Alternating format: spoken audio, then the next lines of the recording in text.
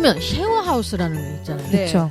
허피디님이 외국에 살 때 네. 경험했었던 그 쉐어하우스는 그럼 어떤가? 네. 라고 본다면 도시 민박업과는 다르게 국내에 거주하는 사람, 외국인 상관없이 구할 수가 있는 거고요. 걔는 법적으로 어디에 그 들어가는 거예요? 법적으로 규제할 수 있는 게 없는 거예요. 아, 아직 없구나. 그러니까 다들 돈 모아가지고 아름아름 사는 그렇죠. 거니까. 내 집에서 내가 같이 룸메이트를 구한다는데 사실 그것도 안 주인이 살지만. 살아야 되는 그런 건 아닌 거죠. 아직 네. 법적인 그게 그렇죠. 없는 거죠. 네. 규제할 수 있는 게 없는 거야.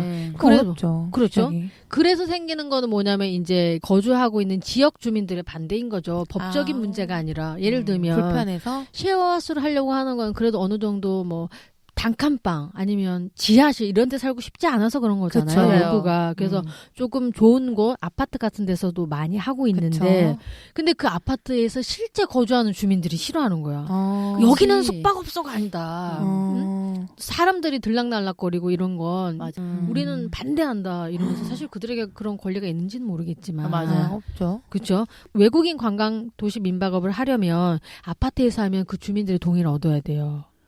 좀 자세히 들어가다 보면 에어비앤비를 네, 하려면 네. 그럴 수 더 있겠네. 좀 까다로운 게 있어요. 이걸 사실 하고 싶으신 분들은 이제 구글링을 해서 보시면 이 138페이지의 가이드라인이 있어요. 아, 그걸 보시고 하나씩 준비해 나가시면 되는데 반면 쉐어하우스는 그런 게 없는 거죠. 네. 말 그대로 내가 사는 집, 내가 구매한 집에 누가 사는 건지에 대해서는 법적으로 제재할 수 있는 방법이 없잖아요. 다만 현실적으로 문제가 되고 있는 것이 거주하는 사람들이 몰아내려고 하는 거죠. 근데 거기 살고 있는 사람들이 보통 나이가 어리거나 그런 사람들이잖아요. 네. 그러다 보니까 주민들의 그런 압박에 이제 스트레스를 받고 무서워하는 거예요. 그리고 빨리 다른 곳으로 이동을 해버리니까 주인들은 다른 사람들에겐 그런 권리가 없다. 그렇죠? 내가 임대 계약한 곳에서 네. 누가 살 수 있는지는 내가 내가 정하는 정하는 건데 네. 왜 아파트 주민들이 그러느냐. 네. 그런 것 때문에 이제 그렇기 때문에 가장 좋은 거는 쉐어하우스도 마찬가지로 빌라 같으지. 이제 내가 거주하면서 좀 이렇게 통제를 어느 정도 해야 맞아요. 되는 거죠. 주민들에게 그렇죠. 얼굴을 보이고. 통제를 하지 않으면 뭐 고성방가라든지 뭐 너무 많은 사람이 출입을 한다든지 맞아요. 시설을 너무 막 사용한다든지 여러 가지 우리가 예상할 수 있는 그런 문제들이 있는 거예요. 그래서 만약에 그런 것들이 어느 정도 약관으로 이용한다든지 계약서라든지 그래서 쉐어하우스를 들어갈 때 이제는 면접도 보고 아시잖아요. 아, 그래야 돼요. 예, 서류도 내고 네. 일본 같은 경우에는 그 건강진단서까지도 받는다고 하더라고요. 왜냐면은 다 같이 사는 쉐어하니까. 거기 때문에 네. 그 사람이 어떤 법정 뭐 전염을 시킬 수 있는 그런 질병을 앓고 있는지 이런 것도 확인을 한다고 해요. 저는 인터뷰했어요.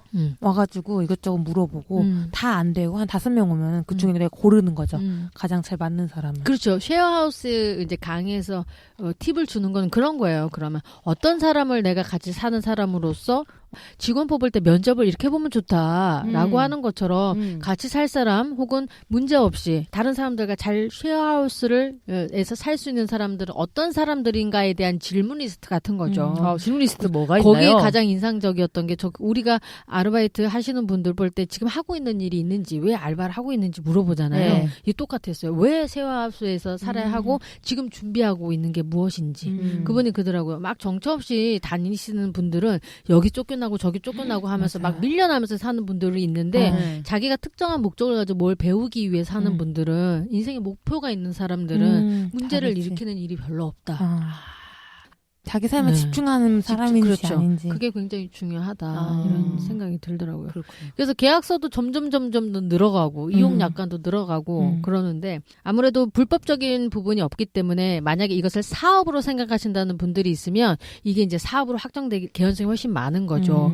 그래서 우주 같은 앱을 보면 쉐어하우스를 찾는 그런 공동 앱이에요. 우주라는 공간을 이미 많이 만들어서 사업을 하면서 다른 사람들과 공동적으로 공간을 이용하는 데에 대한 성숙된 시민의식 같은 걸 요구해요, 이제는. 저는 사실 그게 나은 것 같아요. 사업적으로 뭐 쉐어하우스 이런 에어비앤비보다 정말 아예 그냥 건물을 그렇죠. 그 공유 숙박 아예 그거를 되게 홍보를 많이 하더라고요. 뭐 인스타를 봐도 그렇고 그렇죠. 되게 그림 같은 그렇죠. 잘 꾸며진 거실을 같이 쉐어하면서 그렇죠. 자기 방 하나를 갖고 근데 월세 되게 비싸요. 100만 그래요. 원. 맞아요. 월 100만 원씩 하죠. 그렇죠. 그러니까 더 이상 쉐어하우스라는 것이 오갈 데 없는 사람들이 거처하는 게 아니라는 거예요. 근데 강남 같은데. 이게 자기 자신들이 적극적으로 선택할 수 있는 주거의 형태인 거예요. 네. 그리고 제공되는 그 공간이라는 것도 여러분들이 사람들이 뭐 쪽방처럼 살고 있는 게 아니라 굉장히 쾌적한 곳에서 공유하는 곳은 거실이라든지 주방이라든지 이런 것들은 다 구비가 되어 있고 내 방에서 딱 이렇게 할 수 있는 그래서 거. 되게 맛있는 커피도 그냥 그렇죠. 제공하면서 가끔은 이제 타임이 있어요. 요가 타임이 있고 자기 아침에 퇴근하고 와가지고 또 그런 걸 다 같이 할 수 그렇죠. 있는 프로그램도 있고. 내가 들어가고 싶다. 그러니까 변방으로 된다니까. 쫓겨난 사람들이 어떻게든 지붕만 있으면 좋겠다 이런 개념이 아니라 예, 나는 이렇게 살고 싶다라는 그 디자인 안에서 맞아요. 살고 싶은 집으로 들어가는 거예요. 되게 근사하더라고요. 그렇죠. 맞아요. 난 거실이 있는 집에 살고 싶어라고 하는데 거실을 살 수 있는 지금이 현재 그런 상황이 안 된다면 그런 데서 어떤 공동의 규칙을 지켜나가면서 살고 싶다라는 거죠. 그러니까 더 이상 쉐어하우스 살고 있는 사람에 대한 우리의 전체적인 시선이 더 이상은 안 됐다라고 볼 수가 없다라는 거죠. 그러게. 왜냐하면 말씀하신 것처럼 가격이 만만치 않기 때문이에요. 강의에서 말씀해 주셨던 어떤 쉐어하우스는 한남동에 있는 대저택에서 사는 거예요. 맞아요. 그런데 개인 그렇게 룸은 돼 있더라니까. 100만 원이에요. 와, 그러니까 거기서 만나는 사람들도 그렇죠. 되게 좋은 그렇지, 네트워크겠다. 그렇죠. 그러니까 어떤 그 뉘앙스인 줄 알겠죠. 이거는 알겠어. 체험이에요. 그러니까 단순히 몸을 피하고 쪽방에 사는 게 아니라 다양한 분야에서 일하고 있는 사람들을 어떤 특별한 주거 환경 지역에서 만나고 어느 기간 동안 그렇게 사는 거예요. 경험이에요, 이거는. 그리고 그 좋은 동네 살았을 그렇죠. 때 그 느낌이 있잖아요. 그렇죠. 그렇다면 이런 것들을 이제 활용을 한다면 좋은 사업이 될 수 있는 거죠. 가격 경쟁력도 가질 수 있고 그렇네. 이 사업에 대한 메리트를 가질 수가 있는 거예요. 쉐어하우스는 그런 장점이 있더라고요. 그래서 누가 쉐어하우스 사나 그냥 뭐 지방에서 올라오신 분들 이렇게만 생각했는데 그게 아닌 거죠. 체험이었던 거예요. 이거는 그 한남동에 있는 대저택에 살 수 있잖아요. 월 100만 원 만약에 낸다면 그렇죠. 그 정도 비용이라면은 그렇죠. 도전해 볼 만하죠. 그렇죠. 강남에 아주 뭐 60평대 아파트에서 살아볼 수 있는 거잖아요. 그런 경험이기 때문에 이제 시선 자체가 바뀌고 있기 때문에 아마 다음 세대에서는 쉐어하우스라는 게 아주 너무나 당연하고 그냥 취할 수 있는 주거 형태일 것 같아요. 그러게요. 약간 그런 거 생각나네. 왜 케이블 TV에서 하는 그 하트 시그널 이런 거 하트 보면 시그널 같은 그렇죠. 거 되게 예쁜 좋은 집에 그렇죠. 남녀 그건 거예요. 그러니까 지금의 세대들이 선택하는 게 그거라는 거죠. 500에 40 쪽방에서 사는 게 아니라 차라리 좀 더 돈을 내거라도 트인 곳에 살고 싶다 이거죠. 그래, 맞아요. 그 동네 가는 맛도 있죠. 그렇죠. 그러니까 세대가 바뀌고 있다 지금. 그래서 여러분들이 이 주거에 대한 생각과 마인드를 바꾸지 않으면 안 될 것 같아요. 이 공간에 대한 개념 그리고 이 공간을 어떻게 우리가 활용할 수 있는지에 대한 생각을 하지 않으면 예전 생각 그대로 일 것 같아요. 좀 그래서 쉐어하우스는 그런 의미로 해서 장점이 있다는 생각이 드는 거예요. 불법적인 것도 없고요. 아직은 그렇죠. 마련되지 않았죠. 그렇죠. 네네. 그래서 이런 생태계, 이 숙박이라든지 이 공간에 대해서는 이런 이슈가 있다. 그래서 이제 정부에서도 이 쉐어하우스라는 거에 대해서 이제 잘 알게 된 거잖아요. 수입에 대한 투명한 세금을 내야 합니다. 그래서 아마 올해 아니면 늦어도 내년까지는 쉐어를 하시는 분들도 그 사업에 대한 세금에 대한 부분을 인지를 하고 저는 사업 계획을 하셔야 된다고 생각을 하고 있어요. 완전히 세상이 바뀌고 있다고 저는 생각해요. 약간 빌라 같은 거 개조해가지고 인테리어 해가지고. 그렇죠. 약간 마당 같은 거 놓고서 그럼요. 따로 단독적으로 거기서 약간 그렇죠. 하면은 되게 그래서 예쁘겠다. 이 쉐어하우스는 기업에서 적극적으로 많이 사업을 하고 있어요. 왜냐면 땅이 있으면 값은 오르니까 그렇죠. 기업이 그렇죠. 그러니까 개인이 하기 좀 어렵다. 그렇죠. 땅 투자도 해놓으면서 이제 그렇죠. 이런 운영까지 하고 그렇죠. 대학 주변이 많네요. 그렇죠. 학생들이 네. 선호할 만해요. 굉장히 많아요. 기숙사 살 바에야. 그래서 기존의 숙박업을 사실 위협하는 건 저는 왜 에어비앤비 불법인 줄 알면서도 그러면 내국인 외국인이 사용하는가에 대해서 질문을 해보면 지금 이렇게 에어비앤비에 노출되는 방들은 트렌디하고 맞아. 오히려 더 깔끔하다는 맞아요. 의견이 많은 거예요. 사실 그런 거지 뭐. 그렇죠. 그러니까 예를 들면 물론 이거 본질은 아니지만 우리가 우버 해야 돼라고 하는 게 기존의 기사들이 불친절해. 맞아요. 네. 그리고 뭐 자꾸 말 시켜. 뭐 승차 거부해. 이런 것 때문에 우리는 이게 좋아라고 얘기하지만 사실은 업에서 종사하시는 분들은 그만큼 그 대우가 좋지 않기 때문에 불친절할 수밖에 없어. 맞아요. 힘들 수밖에 없어. 또 이런 얘기를 하잖아요. 네네. 그럼 사실 근본적인 건 그분들의 환경을 개선해 주는 거 그런 게 사실 정부나 관련 업체들이 해야 할 문제인데 그거는 하지 않고 우리가 옮겨가려고 하고 그 공유경제에 대한 정당성을 자꾸 부여하려고 하잖아요. 근데 이 공유경제를 또 업으로 하게 되면 또 마찬가지로 힘들다고 얘기가 나오니까 그쵸. 뺑뺑 도는 거예요. 맞네. 그래서 이제 와서 공유경제가 과연 좋은 것이냐. 네네. 플랫폼에 있는 사람들은 수수료로 많이 인해서 내고. 굉장히 사업이 커져가지만 문제가 발생했을 땐 서로 떠넘기고 있기 때문에 지금 그래서 공유경제가 성숙되는 과정 안에서 문제가 있다고 얘기를 하는 거거든요. 그래서 이것도 마찬가지예요. 그래서 에어비앤비는 항상 호스트와 소통이 잘 된다 이건 거예요. 그러니까 우리가 호텔을 예약하거나 할 때 이메일 하나 바우처 받고 사실 뭐가 있어요 없어요 언제 어떻게 찾아 이런 그 다이렉트로 그리고 실시간으로 소통을 할 수가 없잖아요. 근데 정말 잘 되는 호스트들은 끊임없이 소통을 하는 거예요. 외국 사람들과 언제 오면 되고 내가 어디 해주고 어디가 맛집이고 이런 것들을 해주기 때문에 작은 호텔이나 뭐 그런 비즈니스 호텔을 가지 않고 호스트들과 친해지고 그 입소문을 내고 이렇게 된다라는 거죠. 그래서 기존의 숙박업을 하시는 분들은 게스트들과 소통하는 방법 그리고 이 시설이나 이런 것들 자꾸 업그레이드 해줘야 하는 것들 트렌디하게 해줘야 되는 것들 그런 게 있는 거예요. 고민 그쵸. 근데 그게 또 돈을 들여야 되는 부분이 있고 하니까 그 숙박업을 더 좀 요즘에 맞게 하기 위한 전략을 짜야 되는 거죠. 맞아요. 그렇죠.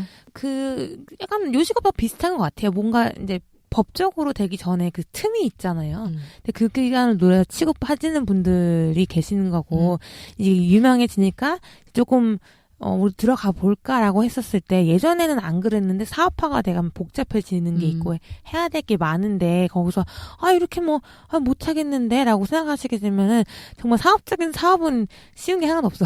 다 법적인 맞아요. 거 많이 거쳐야 되고 하기 그렇죠. 때문에 지금 에어비앤비가 그 단계가 있으니까 그렇죠. 예전처럼 그냥 핫숙 같은 그냥 쉽게 노점을 그냥 열어서 이렇게 돈 버는 시대가 아닌 것처럼 진짜 아니지. 그것도 마찬가지인 그쵸. 것 같아요.